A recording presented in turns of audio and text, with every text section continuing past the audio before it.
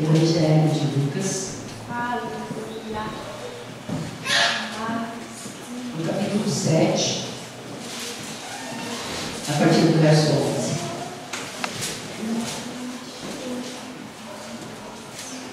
Evangelho de Lucas, capítulo 7, a partir do verso 11. Eu sei que você já deve ter olhado e ter dito uma palavra que eu conheço. E é verdade, uma palavra muito conhecida nossa. Mas faz um tempo que o Senhor tem falado comigo a respeito deste assunto. E gostaria de compartilhar com os irmãos. É uma coisa muito simples, irmãos. Muito simples. Muito simples. Mas eu gostaria que você abrisse seu coração. E quando o Senhor pede para falar uma coisa, Ele sempre fala conosco. Então abre o teu coração. Lucas capítulo 7, a partir do verso 11. Logo depois, Jesus foi a uma cidade chamada Naim. E com ele e os seus discípulos uma grande multidão. Ao se aproximar da porta da cidade, estava saindo um enterro filho único de uma viúva, e uma grande multidão da cidade estava com ela. Ao vê-la, o Senhor se compadeceu dela e disse: não chore. Depois aproximou-se e tocou no caixão, e os que carregaram pararam. Jesus disse: jovem, eu lhe digo, levante-se. O jovem sentou-se e começou a conversar, e Jesus lhe entregou a sua mão. Todos ficaram cheios de temor e louvavam a Deus. Um grande profeta se levantou entre nós, diziam eles: Deus intervém em favor do seu povo. Amém? Pode sentar, Deus.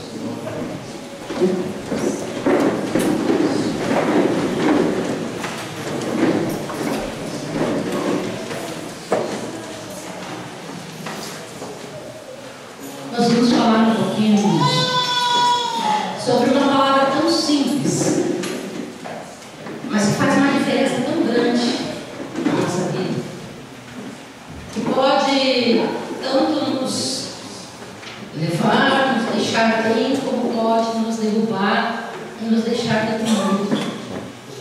Eu vou falar nessa noite sobre sonhos.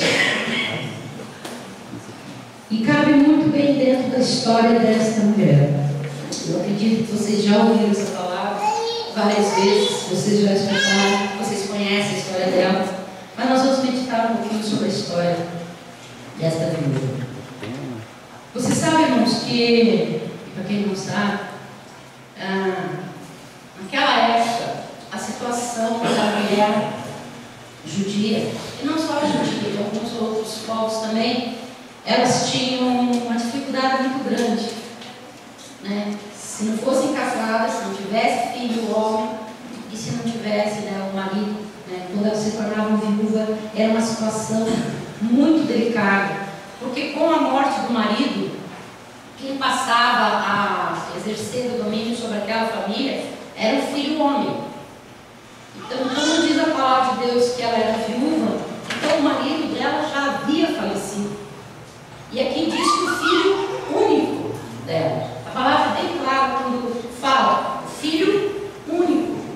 Então a situação dela era mais complicada ainda. Porque quando a mulher perdia o marido, o filho único morria, ela não tinha muitas opções do que fazer. Ela tinha, ou a responsabilidade passava para o cunhado, o irmão do seu esposo que faleceu. Ele poderia se casar com ela e dar continuidade à história, à hereditariedade do irmão que havia falecido. Mas isso não era uma coisa obrigatória, era só se o irmão se dispusesse a fazer isso. E pelo que conta os historiadores, ela já era uma pessoa de mais idade. Então eles geralmente casavam nessa situação quando a mulher era mais nova e ainda podia dar filhos. Ou se o cunhado não quisesse assumir essa responsabilidade, então ela tinha que partir para a família do noivo, para a família do marido,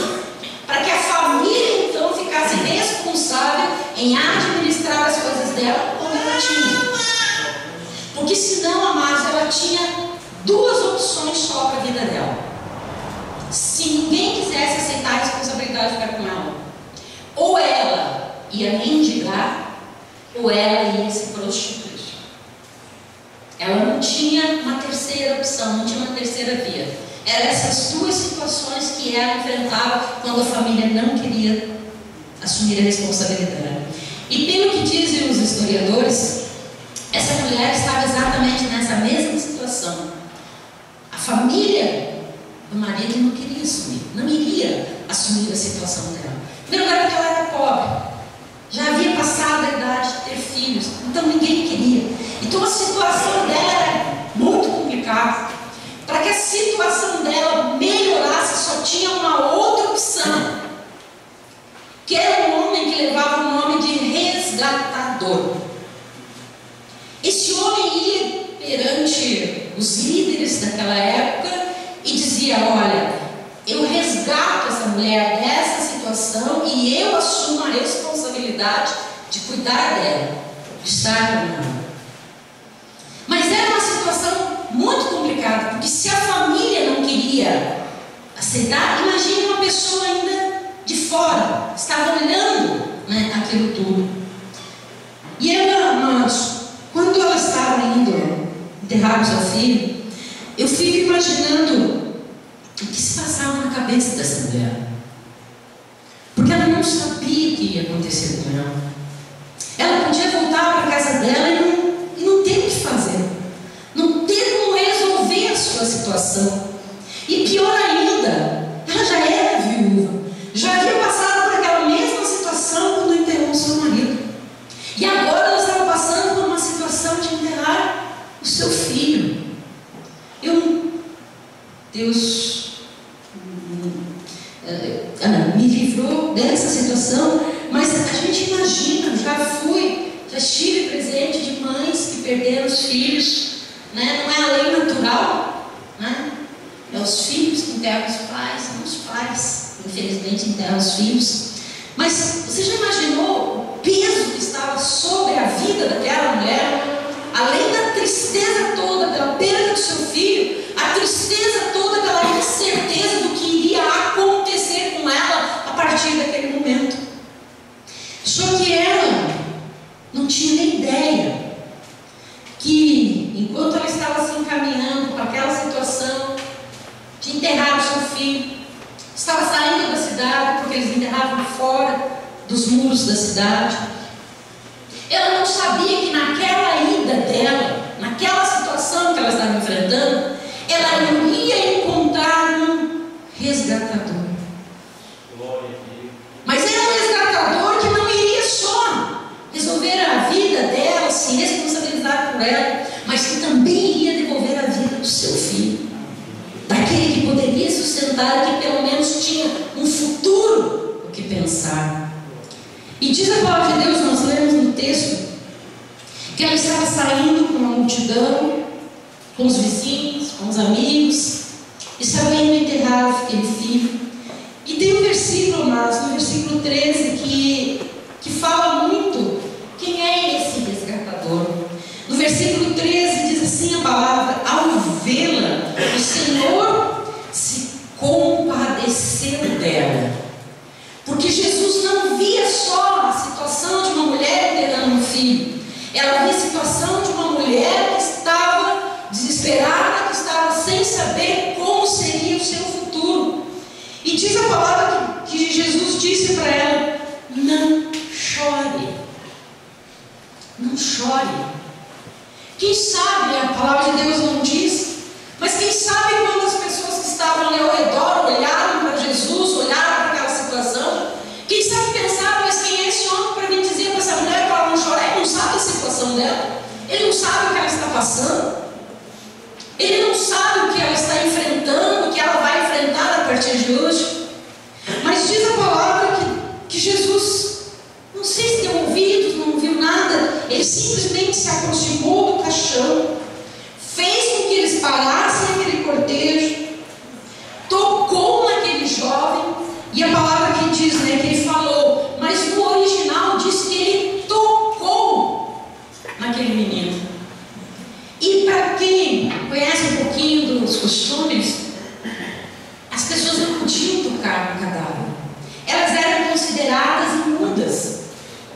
Elas tinham que passar por todo um processo para elas serem consideradas purificadas de novo.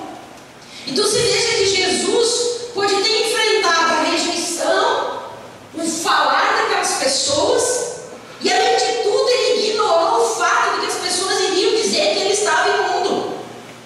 Ele não olhou para aquilo, ele apenas olhou para aquela mulher, olhou para a situação, e ele pensou: eu posso.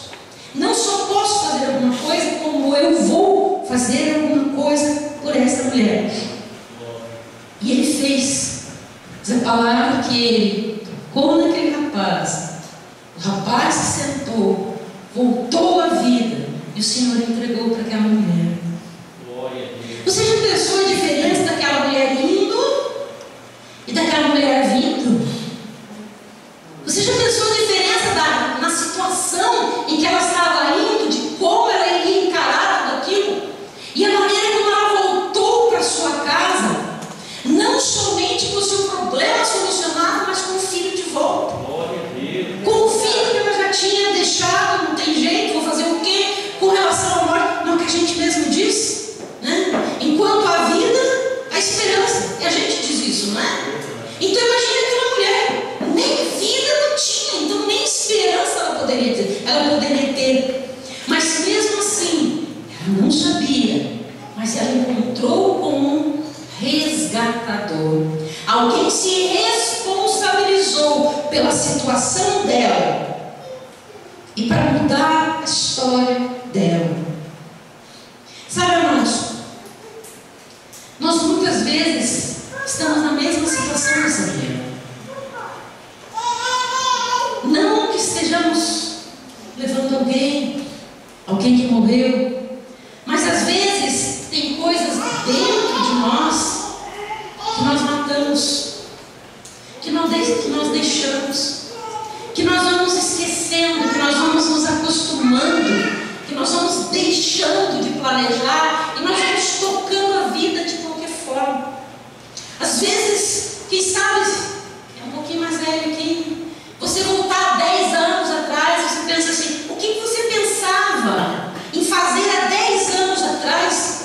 Mas até hoje, se passou os 10 anos, você não fez, porque você foi se acostumando com a situação, foi se amoldando à situação, foi aceitando aquela situação e foi simplesmente vivendo.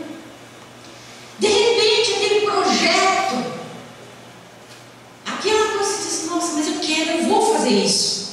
Mas aí, no outro dia não deu, no outro ano não deu, no outro ano também não deu.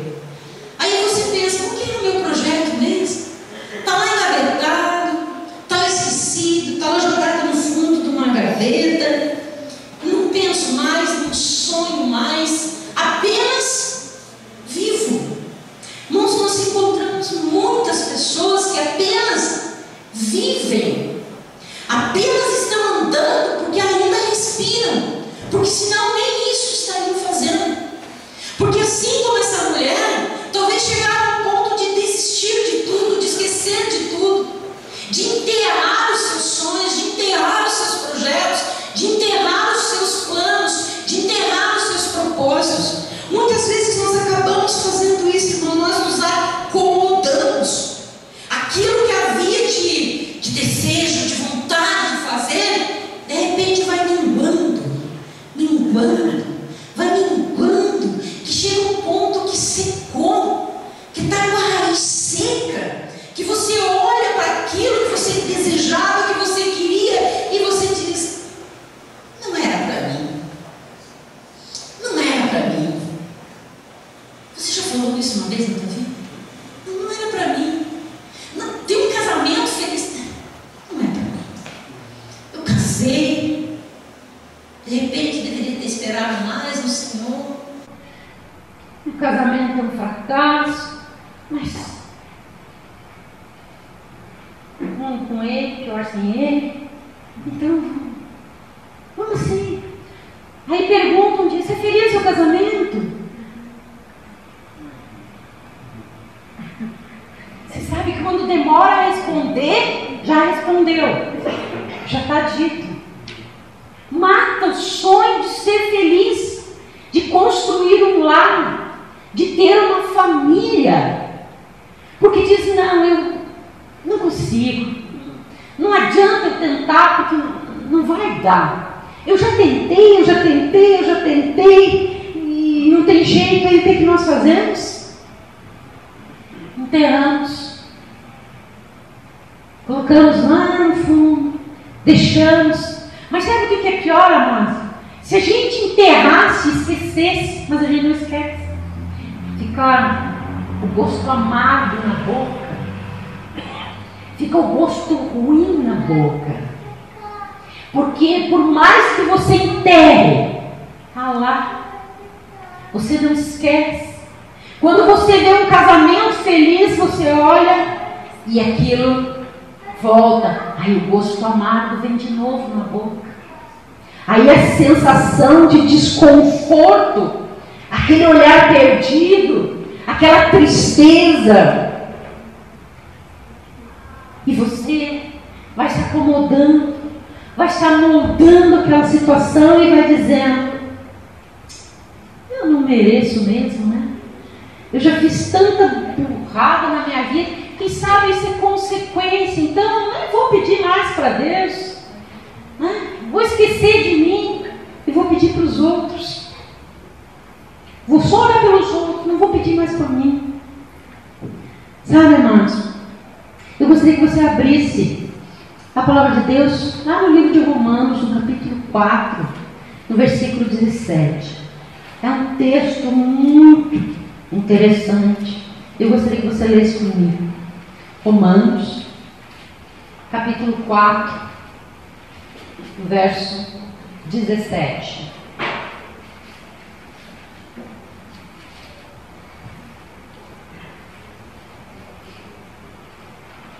Romanos, capítulo 4, verso 17.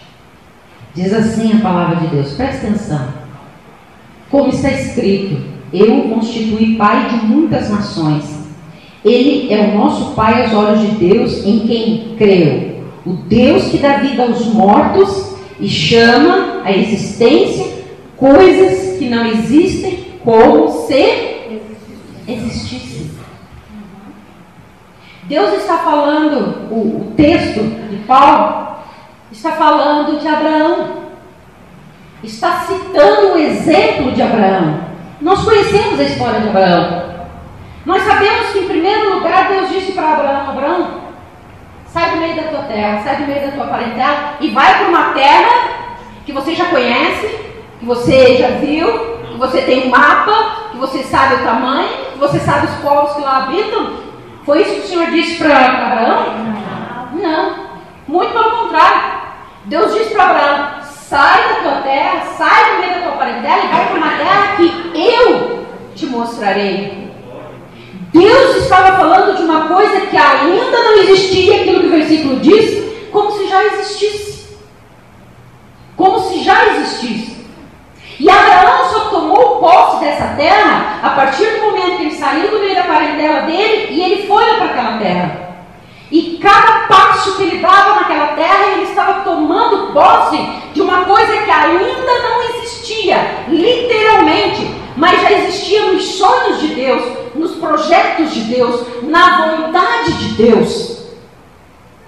Mas às vezes nós queremos que os nossos sonhos se realizem, mas nós não tomamos posse, nós não fazemos a nossa parte, nós não colocamos a planta do nosso pé com fé e confiança, dizendo, não, eu vou conseguir isso. E quando Deus fez a promessa a Abraão, nós sabemos que Deus também disse para ele, você será pai de uma grande nação. Não foi o que Deus disse para ele? Nós sabemos a história de Abraão, nós sabemos que passou da idade de Sara conceber, nós sabemos que Abraão já tinha uma certa idade. E aonde estava o cumprimento daquele sonho de Deus, que era projeto de Deus, mas ainda não havia se realizado. Deus esperou até o ponto que Abraão não tivesse mais como ele realizar o sonho, mas que Deus realizasse o sonho. Então Deus deu um filho, e aquele filho gerou essa grande nação nação que continua viva até hoje. Tanto tentaram matar, mas nunca conseguiram. Porque Israel é sonho de Deus. E quando o sonho de Deus é para as nossas vidas, amados, não tem quem mate, não tem quem destrua, a não ser nós mesmos. A não ser quando nós não confiamos o suficiente em Deus para que Ele seja o nosso resgatador. Então nós deixamos o sonho de lado. Nós não deixamos, mas a palavra é clara que diz: Deus dá vida aos mortos e chama a existência coisas que não existem como se existissem. Então o nosso sonho pode estar aqui na nossa cabeça, mas pela fé não está só aqui na cabeça, já está no plano de Deus. Basta só nos tomarmos, fazermos aquilo que cabe a nós e o Senhor nos abençoa. Irmãos, vocês lembram de José? Todo mundo conhece a história de José. Você sabe a história dele. Você sabe os sonhos que ele tinha. E por causa dos sonhos dele, por causa da predileção do pai dele, nós sabemos que ele foi jogado lá numa cisterna, ele foi vendido, foi escravo no Egito. Nós sabemos de tudo isso. Mas eu fico imaginando, irmãos, quando ele foi jogado lá naquela cisterna, o que será que se passava na cabeça dele? Será que ele pensava assim: Deus, os sonhos que eu tive, as pessoas se curvavam diante de mim, e agora ao contrário, as pessoas se curvam para me olhar lá dentro do poço, jogado lá na cisterna, sem vida, não sabendo o que vai acontecer comigo, não sei o que meus irmãos vão fazer comigo?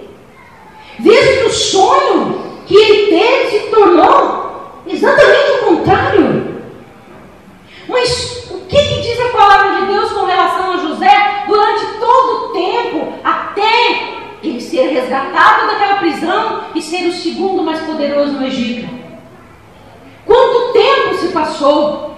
Mas a palavra de Deus que em todo esse tempo, como diz a canção, Deus estava com ele. Porque era propósito de Deus realizar o sonho de José. Então não seria uma cisterna, não seria uma escravidão, não seria uma prisão, não seria uma injustiça que iria impedir o projeto de Deus para a vida dele. Sabe quantos anos depois, desde que foi jogado na cisterna, até o dia que se cumpriu o sonho dele, que os irmãos chegaram no Egito e se dobraram diante dele, se ajoelharam diante dele, sabe quantos anos se passaram? 20 anos. 20 anos. 20 anos, irmãos, para Deus realizar o projeto que Deus havia constituído. Deus disse para ele: isso vai acontecer. Houve muita coisa nesse meio tempo. Imagina, irmãos, não foi um dia nem dois. Só que ele ficou de escravo e na prisão foram mais ou menos 13 a 15 anos. Imagina ele lá naquela prisão, olhando para as paredes, olhando para as grades, e imagine, com várias prisões que você vê aqui no nosso país, pior um pouquinho era naquela época. Imagine ele naquela situação e lembrando do sonho que Deus havia dado para ele. Mas a palavra de Deus em nenhum momento que diz que José disse assim: vou me conformar nessa situação. Quem sabe o sonho não era para mim, quem sabe eu entendi errado. Não. Tanto que quando ele revelou os sonhos daqueles dois homens, o que ele disse para aqueles homens? Quando vocês saírem e Deus cumpriu o propósito de vocês, né, você volte aqui e me ajude. Porque ele tinha uma coisa, ele precisava cumprir aquilo que Deus havia determinado para ele. Mas se ele tivesse se acomodado àquela prisão, era a prisão que ele iria ficar. E não só o povo do Egito iria perecer, iria morrer de fome, como também o povo dele, como também o pai dele, os irmãos dele, a família dele. Você veja, amado, que um projeto de Deus atinge várias outras pessoas. Mas se a pessoa desiste aqui, essas outras não vão ser atingidas, não vão ser alcançadas. E às vezes, amado, nós olhamos para as coisas, nós desistimos, nós enterramos e dizemos: não tem jeito, não dá, eu já bati na porta, eu já orei, eu já busquei, eu já jejuei, eu já berrei, eu já me esgoelei diante de Deus e não tem jeito, a coisa não veio. Então se não veio, eu estou desistindo. Mas, irmãos, quando é um sonho justo, não estou falando de uma coisa errada. Não adianta você orar para Deus para ganhar na Mega Sena, porque você não vai ganhar. Não adianta você orar para que aquela pessoa que está lá no lugar que você almeja, que Deus derrube aquela pessoa de lá, Deus não vai fazer isso. Isso não é uma coisa legal nem legítima. Mas se é algo legítimo, se é um sonho teu, e eu não estou falando só de sonhos familiares, eu estou falando de sonhos financeiros. Sabe, irmãos, não é errado. Não é errado você sonhar com uma casa nova. Não é errado você sonhar comprar um carro novo, você trocar de carro. Não é errado. Deus tem prazer em abençoar os seus filhos. Ele deixou uma condição. Sabe qual é essa condição? Talvez tenha passado na cabeça de alguém. Ela vai dizer que precisa ser dizimista e dar oferta. Não, irmãos. Se alguém põe isso como condição, é charlatão. Porque tem uma condição para você ser abençoado financeiramente. Sabe qual é? Receber Jesus na tua vida. Se tornar um filho de Deus. Aí as outras coisas ele vai trabalhando, ele vai fazendo, irmãos. É só isso que nós precisamos. Depois a oferta, o dízimo, aí ele vai colocando no nosso coração e nós vamos fazendo a nossa parte. Irmãos, muitas pessoas enterraram seu casamento, enterraram sua família que ainda não é salva. Talvez tenha orado durante anos, não vi o mover de Deus na direção da minha família, então não é para minha família ser salva. Então eu vou parar de orar. Irmãos, onde é que isso está na palavra de Deus? Deus crê. Não foi o que Paulo falou lá para o carcereiro? Creia e será salvo o quê? Tu e a tua casa. Então é promessa, então eu sonho com a salvação da minha família. Por mais difícil que seja, por mais ateu que seja, por mais drogado que seja, por mais sei lá o que for que seja, não importa. Eu vou continuar sonhando com a salvação da minha família. Eu vou continuar sonhando com a salvação dos meus filhos, dos meus pais, dos meus colegas de trabalho, dos meus colegas de classe. Eu vou continuar sonhando com a salvação deles. Mas não só sonhando, orando, buscando, colocando diante de Deus. Mas às vezes a gente desiste, a gente diz assim, não, já passou tanto tempo, né? Já passou tanto tempo, não tem mais jeito.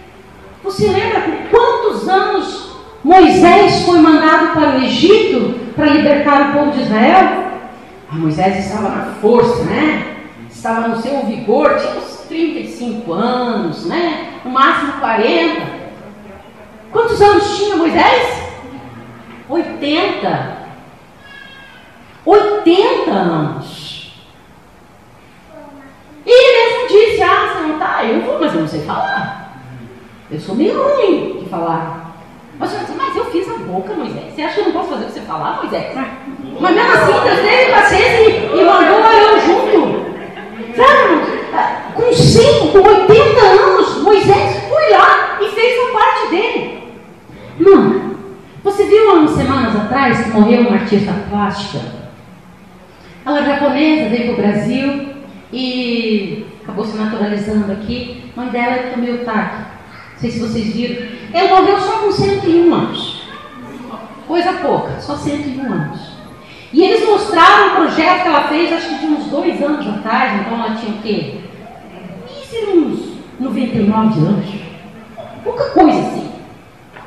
A hora que eu olhei para o projeto, eu olhei para a mulher e disse, não acredito que essa mulher fez esse projeto.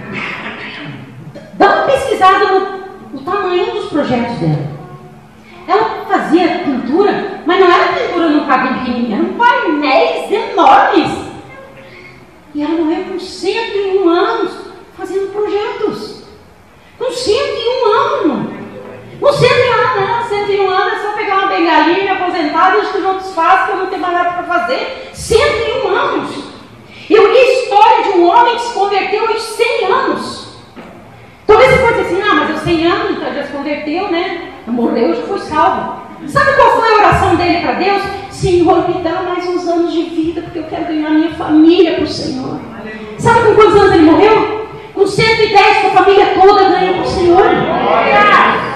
Você entende, amado, que Deus diz para nós? Para de jogar os teus sonhos, de enterrar os teus sonhos. Há condições dos teus sonhos serem resgatados, porque o resgatador está conosco nessa noite. O que resgatou aquele filho daquela mulher que não tinha mais o que fazer da vida dela, se desesperar. O Senhor foi lá e disse, deixa eu tomar conta da situação, vamos resgatar a vida dele e vamos resgatar a tua vida. E às vezes nós vamos deixando.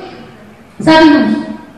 Esses dias que eu peguei alguns dias de folga para a cabeça, não para o corpo. O corpo trabalhou bastante. Se você for lá na minha casa, vai ver meu quarto pintadinho, bonitinho, eu pintei. Não foi mais frio. E nesses dias aconteceu uma coisa, irmãos, que era um sonho meu de muitos anos. Há muitos anos atrás eu fui pregar lá na igreja da pastora Uda, lá na igreja de Santa Catarina. E naquela noite eu falei para a igreja, nós estávamos falando, era uma campanha e se falava justamente desse resgate. E eu disse para eles, irmãos, eu tenho um sonho. Vocês viram quem é que diz essa frase? Quem usou essa frase, eu tenho um sonho, foi o Barack Obama, para se eleger. E antes dele, um outro homem chamado Martin Luther King também usou essa frase, ele foi o criador dessa frase, para mudar a situação dos negros lá nos Estados Unidos. Ele tinha um sonho atrás. E hoje, quer dizer, na outra eleição, um negro se tornou presidente dos Estados Unidos. O sonho que foi batalhado, que foi lutado. E eu estava pregando lá na pastora Uda e eu disse para eles essa frase: eu tenho um sonho. Eu vou concluir o 2º grau e vou, em nome de Jesus, fazer minha faculdade.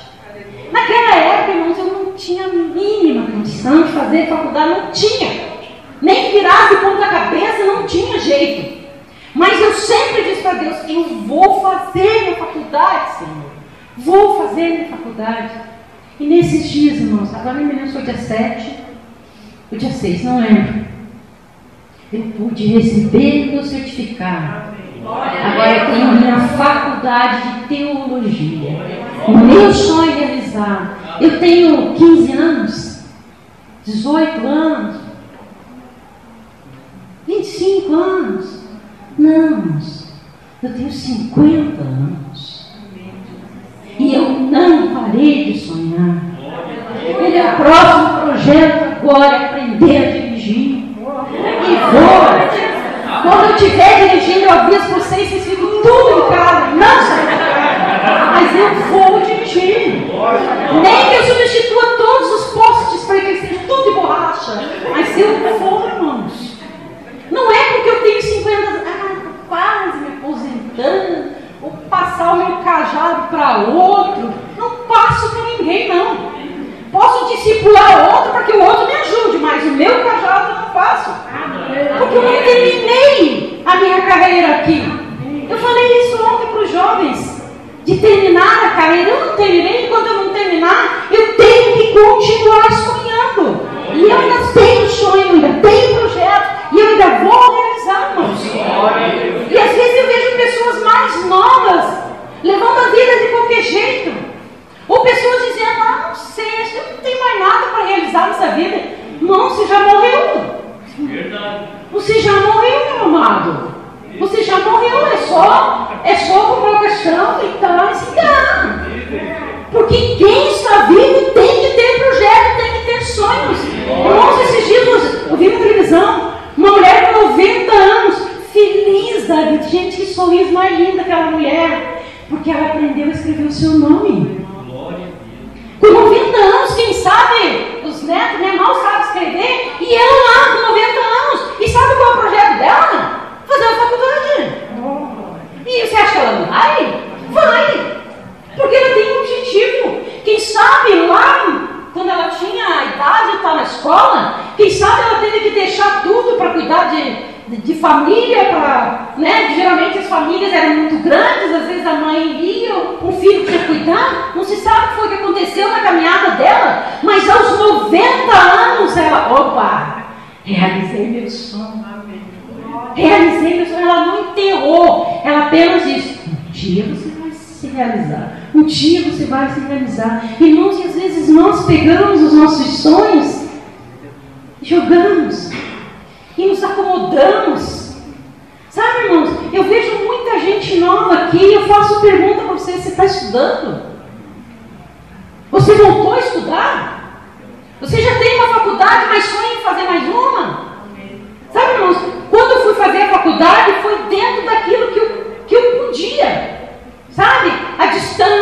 presencial ia ser muito complicado, mas a distância, fiz, cumpri, estudei, assisti os vídeos, fiz as provas, cumpri com tudo que eu tinha que fazer. O que cabia a mim do meu sonho, eu fiz. A parte de Deus foi me dar as condições no tempo dele, porque para ele os meus 50 anos não são nada. Não são nada. Assim como para ele os teus 80 anos, não sei se tem alguém de 80, teus 70 anos, os teus 50 anos, os teus 30 anos também não é nada. Os teus projetos têm que ser tirados. Sabe, irmãos, nós estamos vivendo em uma época que a igreja precisa estudar. A igreja precisa estudar. Para que a gente não escute charlatão. Para que a gente não escute gente falando besteira. Mas como é que nós vamos saber que a pessoa está falando besteira? Porque nós conhecemos a palavra. Nós sabemos as coisas. Irmãos, nós estamos numa época que a criança já nasce com um tablet, com um celular, com um iPhone, com um alguma coisa, não lembrei do nome. Tudo aqueles ali na mão. Daí nos tempos as crianças vão nascer falando. Burrinha era a gente quando nascia. Que ficava no quarto escuro, que ficava que nem uma múmia, que não podia se mexer. Hoje a gente nasce quase andando. As coisas vão evoluindo de uma forma que nós temos que acompanhar. Nós não podemos ficar para trás. Você parou de estudar? Por que você parou? Ah, mas eu tinha que trabalhar. Agora você tem um tempinho, vai estudar. Não consegue estar todos os dias para fazer um curso que vai uma vez por semana, que você tem condições de fazer na sua casa. Você sabe que lá eu fiz o meu curso na Unicef do Mar. É um polo novo. Até, né, eu sei que minha filha colocou a minha foto lá, muita gente foi lá e compartilhou e curtiu, né, a minha foto da formatura. Eu, infelizmente, não pude compartilhar aquele momento alegre com a igreja, porque só podia convidar 10 pessoas. Então, não tinha como. Só a igreja enchia o lugar lá. Então, como tinha outros formandos, não dava, né? Mas eles têm outros cursos. Eu estava vendo agora, tem gastronomia.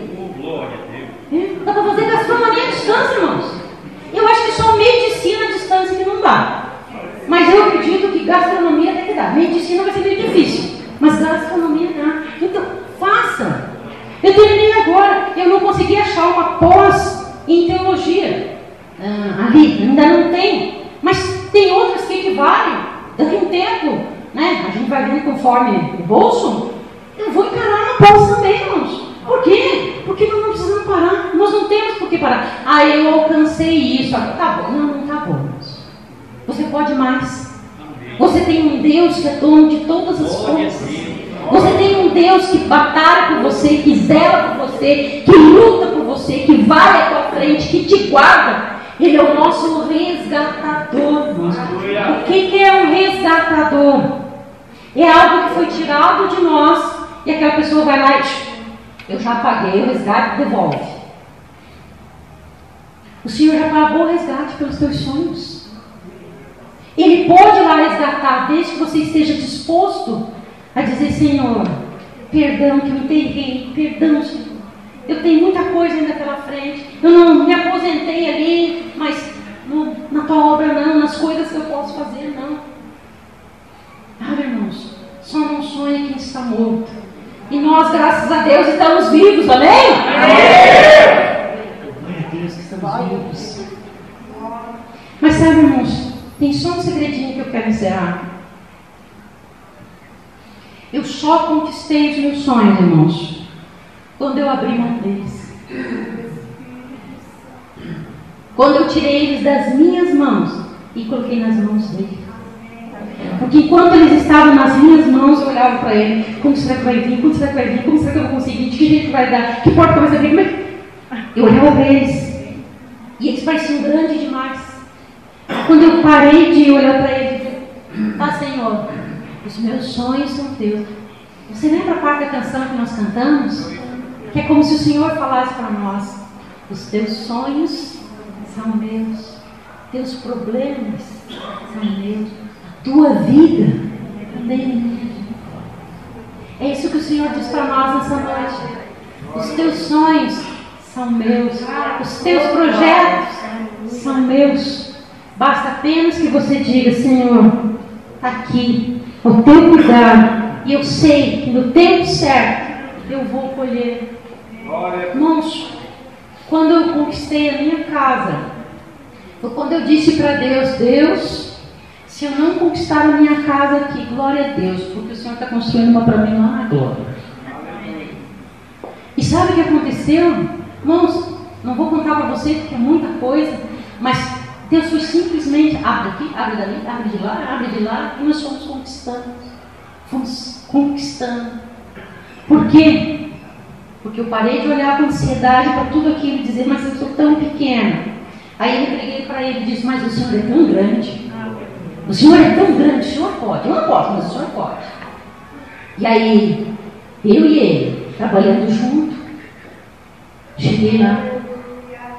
Já estou feliz? Nem um pouco. Estou realizado? Também não. Tem muito mais coisa. Eu gostaria que você fechasse seus olhos. Curvasse a sua cabeça. Aleluia. Obrigado, Pai. Curva a sua cabeça.